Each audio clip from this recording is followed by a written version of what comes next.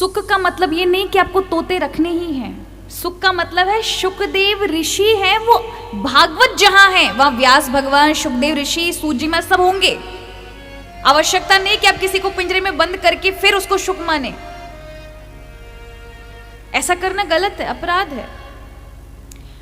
तो कई यजमानों का भाव होता है कि नहीं नहीं होना चाहिए, तोता सामने हो। कई बार उनके ऐसे कान बहरे हो जाते हैं। चलो शुकदेव ऋषि ने खुद नहीं याद दिलाई होगी, मगर मैं तो कोई प्रिपरेशन करके आई नहीं थी। कई चीजें हमारे उसमें हो रही होती है तो ठाकुर जी खुद ही बुलवा देते हैं ना। तो इन्हें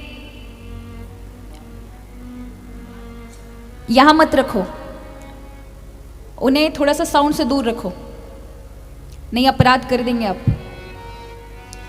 एक बार और मैंने कहा था, हमेशा मैं अपनी कथाओं में ये कहती हूं, अगर आपके कान में जितनी कैपेसिटी नहीं है आपको साउंड सुनने की, उतना ज्यादा सुना दिया ना, आपके दोनों कान बहरे हो जाएंगे। ठीक है?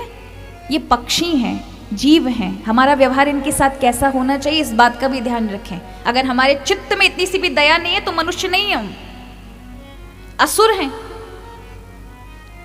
इसलिए मैं पक्षियों का भी विशेष ध्यान रखना चाहिए। भगवान का स्वरूप है शुकदेव, तो महाराज किसी भी स्वरूप में आ सकते हैं, और भागवत जी जहां है वहां भागवत के रूप में साक्षात उपस्थित होते हैं।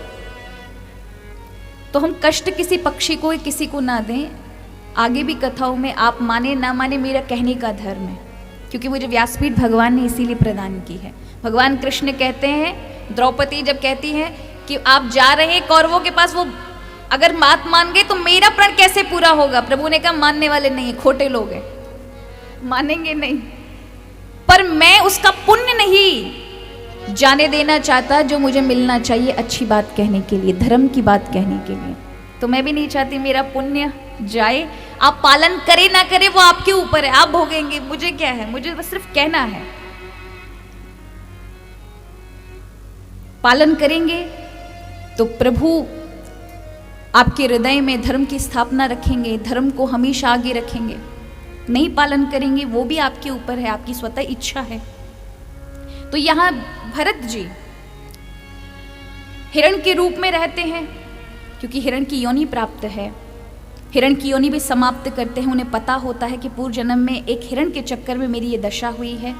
आखिरी जन्म उनको एक ब्राह्मण परिवार में मिलता है। यहां उन्हें की हुई भक्ति के कारण 2 जन्मों का याद है, और भक्ति के शुरुआत से ऐसे गुण हैं कि सबसे छूटे हुए हैं। पिताजी ने बहुत बार कहा कि बेटा तुम गायत्री पढ़ो, वेद मंत्र पढ़ो, किंतु उनका मन किसी में नहीं लगता। अगर एक में भी लगा लिया तो फिर पंडिताई काम, सब काम करना पड़ेगा, फिर से फंस जाएंगे।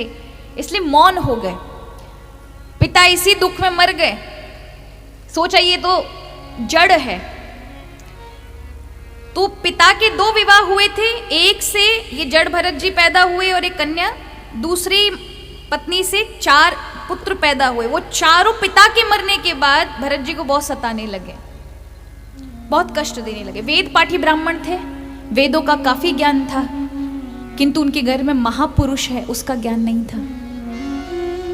उनसे बहुत काम लेते थे, वो बस जो भी काम आए करना, कुछ दे देना तो खा लेना, और एकदम ना कुछ जप करना ना पाठ करना, चुपचाप बैठे रहते, और शरीर भी हष्ट पुष्ट था। एक दिन घर वालों ने दूसरे की नौकरी पे लगा दिया। खेतों पे ईख लगी थी, गन्ना, हाथियों से बचाव करने के लिए लगा दिया। अब वो हाथियों का तो क्या, मैं जैसे ही हाथी और पक्षी वक्षी आते तो वो चुपचाप वहीं बैठे बैठे देखते थे। पूरा खेत खाली हो गया। अंत में लोगों ने शिकायत उनके भाई से की, तो भाइयों ने मार के उनको भगा दिया। और यही मौका था कि अब उन्होंने घर का परित्याग कर दिया। परमहंसों की भांति विचरने लगे। एक दिन एक नदी के किनारे बैठे थे, तभी एक राजा की उनसे भेंट होती है। ये राजा कोई और नहीं, वही हिरण है, जो राजा का चिंतन करते करते करते करते इस जन्म में राजा बना। और यही भरत जी उसका चिंतन करते हुए एक जन्म पहले हिरण बनकर आए हैं। आज भाग्यवश, पूर्व के कर्मवश आज दोनों का मिलन हुआ। भरत जी को उसने पालकी में लगा लिया अनजाने में। कहार बीमार हो गया तो उस पालकी में जा रहा था, तो इन्हीं को बैठा देखा, कहा लग जाओ। अब इतना बड़ा परमहंस ज्ञानी महात्मा उसको पागल समझ करके अवधूत वेश में था। अवधूत माने विक्षिप्त स्थिति में रहना, ना जनेऊ ना तिलक ना कुछ।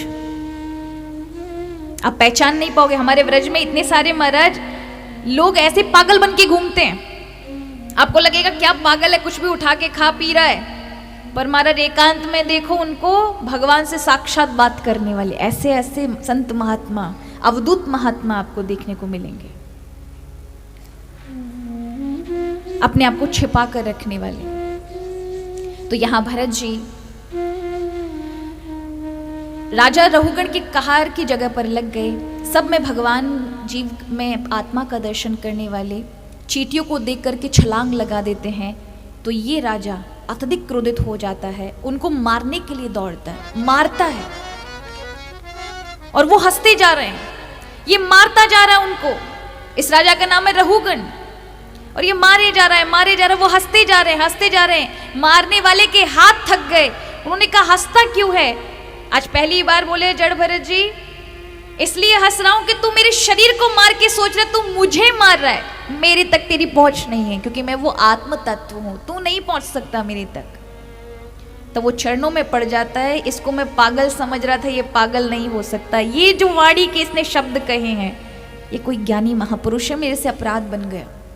चरणों में पड़ जाते, महाराज आप कपिल तो नहीं है, आप कहीं दत्तात्रेय तो नहीं है, आप कौन है? कहा राजन यही तो मैं तुमसे पूछने के लिए मैं तुझसे पूछता हूं, तू मुझसे पूछ। आखिर तू कौन है कौन तू शरीर नहीं है। और इस प्रकार से वहां आत्मज्ञान आपस में प्रदान किया।